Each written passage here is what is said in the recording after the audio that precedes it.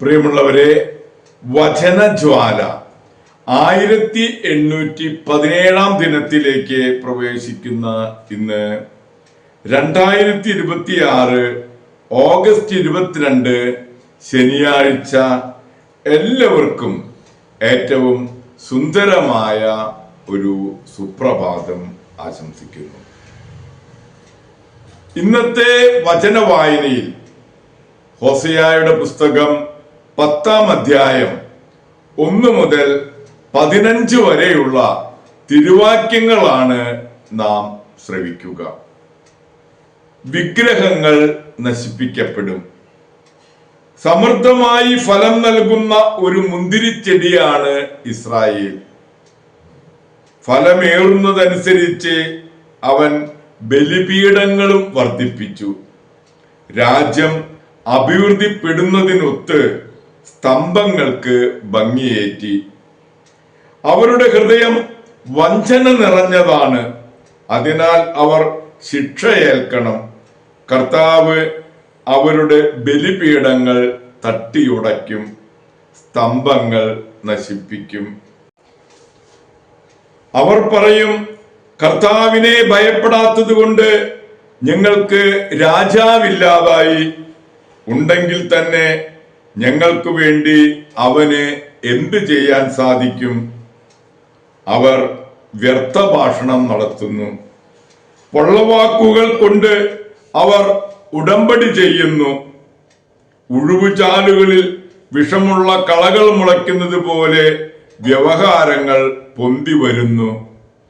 ബദാവനിലെ കാളക്കുട്ടിയെ ചൊല്ലി സമരിയ നിവാസികൾ ഭയചകിതരാകും. അവിടുത്തെ ജനം അതിനെ ഓർത്ത് വിലപിക്കും.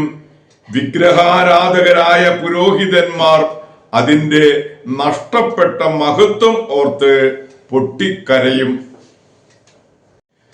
മഹാരാജാവിനെ പാരിതോഷികമായി അത് അസീറിയയിലേക്ക് കൊണ്ടുപോകും. എഫ്രായിം നിന്ദാപാത്രമാകും. ഇസ്രായേൽ തന്റെ വിഗ്രഹത്തെ ഓർത്ത് ലജ്ജിക്കും. വെള്ളത്തിൽ വീണ കമ്പ് പോലെ സമരിയ രാജാവ് ഒലിച്ചു പോകും. ഇസ്രായേലിന്റെ പാപഹേതുക്കളായ ആവനിലെ പൂജാഗിരികൾ നശിപ്പിക്കപ്പെടും. അവരുടെ ബലിപീഠങ്ങളിൽ മുള്ളുകളും ഞെരിഞ്ഞലുകളും വളരും. ഞങ്ങളെ മൂടുക എന്ന് പർവ്വതങ്ങളോടും ഞങ്ങളുടെ മേൽ പതിക്കുക എന്ന് കുന്നുകളോടും അവർ പറയും. ഗിബായിലെ ദിനങ്ങൾ മുതൽ ഇസ്രായേൽ പാപം ചെയ്തു. അവിടെ അത് തുടർന്നു. ഗിബായിൽ വെച്ച് തന്നെ യുദ്ധം അവരെ പിടികൂടിയില്ലേ? തന്നിഷ്ടക്കാരായ ജനത്തെ ശിക്ഷിക്കാൻ ഞാൻ വരും. തങ്ങളുടെ ഇരു തിന്മകൾക്ക് അവർ ശിക്ഷിക്കപ്പെടുമ്പോൾ ജനതകളെ അവർക്കെതിരെ ഞാൻ ഒരുമിച്ചു കൂട്ടും. മെതിക്കാൻ ഇഷ്ടമുള്ള പരിശീലനം സിദ്ധിച്ച പശുക്കുട്ടിയായിരുന്നു എഫ്രായിം.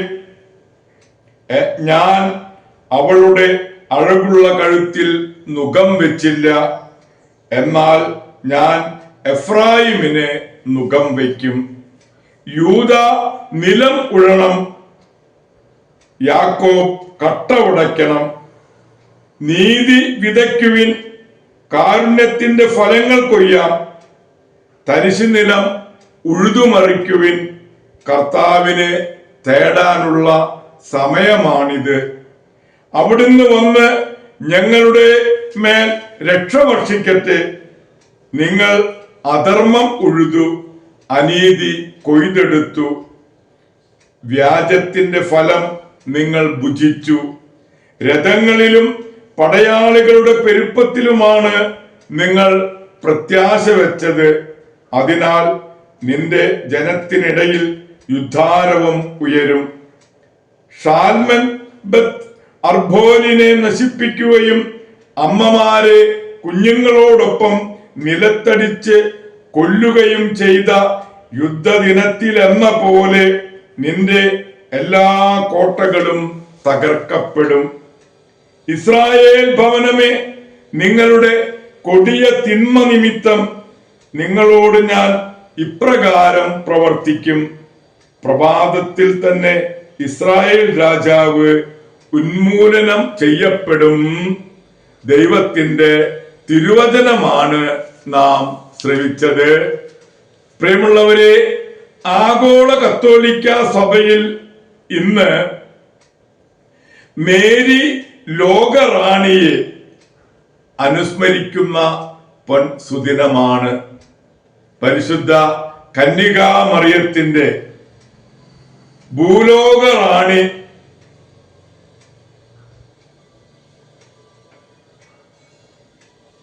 പരിശുദ്ധ മറിയം ഭൂലോക സ്വർഗറാണിയായി മുടി ധരിപ്പിക്കപ്പെട്ടു. ആ സുദിനം ആചരിക്കുന്ന സുദിനമാണ് ഇന്ന്. മാതാവിന്റെ സ്വർഗാരോപണ തിരുനാളിന്റെ 8-ാം ദിവസം മാതാവിന്റെ രാജ്ഞി പദ തിരുനാൾ ആഘോഷിക്കുന്നു. മാതാവ് സ്വർഗത്തിലേക്ക് എടുക്കപ്പെട്ട് അവിടെ രാജ്ഞിയായി മുടി ധരിപ്പിക്കപ്പെട്ടു എന്ന് ജപമാലയുടെ 5-ാം രഹസ്യത്തിൽ നാം ധ്യാനിക്കുന്നു. ക്രിസ്തുവിന്റെ രാജത്വ തിരുനാൾ ആഘോഷിച്ചു തുടങ്ങിയപ്പോൾ അമ്മയുടെ രാജ്ഞി പദവും നാം ആഘോഷിക്കുന്നു. പരിശുദ്ധ രാജ്ഞി എന്ന പ്രാർത്ഥനയും നാം ധാരാളമായി ചൊല്ലി വരുന്നതാണ്. 9-ാം പിയൂസ് മാർപ്പാപ്പയും 12-ാം പിയൂസ് മാർപ്പാപ്പയും സ്വർഗത്തിന്റെയും ഭൂമിയുടെയും രാജ്ഞിയായും സ്വർഗീയ വിശുദ്ധരുടെയും മാലാക വൃന്ദത്തിന്റെയും ഉപരിയായും മേരിയെ കർത്താവ് നിശ്ചയിച്ചിരിക്കുന്നത് കൊണ്ട് മാതാവ് ആവശ്യപ്പെടുന്നവ ലഭിക്കുമെന്ന് സാക്ഷ്യപ്പെടുത്തുന്നുണ്ട്. നമ്മുടെ അമ്മ മാതാവിന്റെ രാജ്ഞി പദം അനുസ്മരിക്കുന്ന ഇന്നത്തെ ഈ പൊൻസുദിനത്തിൽ എല്ലാവർക്കും നല്ല ഒരു ശനിയാഴ്ച ദിവസം ആശംസിക്കുന്നു.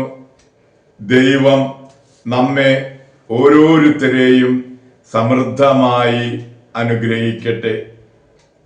എല്ലാവർക്കും ഒരിക്കൽ കൂടി പരിശുദ്ധ കന്യകാമറിയത്തിന്റെ രാജ്ഞി പദ തിരുനാളിന്റെ മംഗളങ്ങൾ ആശംസിക്കുന്നു.